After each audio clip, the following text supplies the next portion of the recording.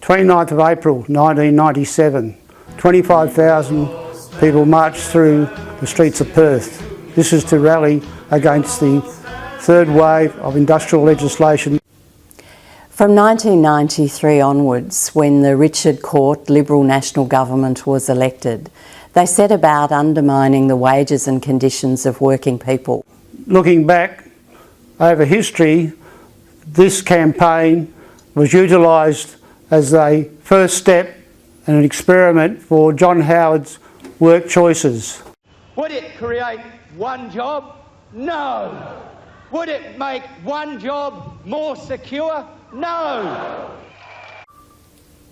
As part of the rally, the Liquor, Hospitality and Miscellaneous Workers Union arranged for a caravan to be on site to serve as a first aid post. Later that night, the police tried to move it and in doing so arrested 4 unionists who were there at the first aid post. Because the caravan had no air in its tyres, it was a little difficult to move, and so they literally dragged it out of the grounds of Parliament House across the road to what was then a vacant block of land.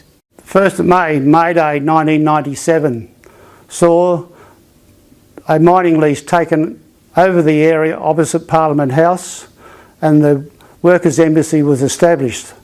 This was to stop the Liberal government from trying to have the protests removed from this location. At the site, then known as the Workers' Embassy, each of the unions took turns to be there at the site for 24 hours at a time.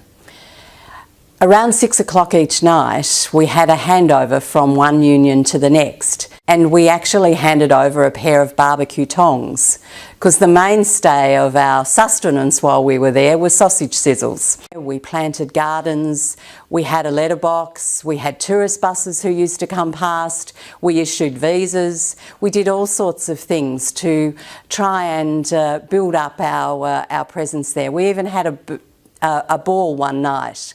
We were there until Guy Fawkes Night, the 5th of November 1997, having occupied the site continuously for over 6 months. On the 15th of May, the government introduced the bill into the upper house, and we staged a protest to try and stop that legislation going through. We were in the Parliament all through the night.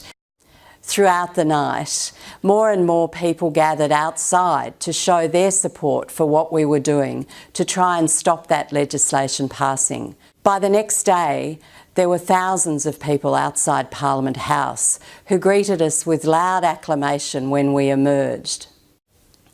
An important part of the 1997 protests was a song by Bernard Carney.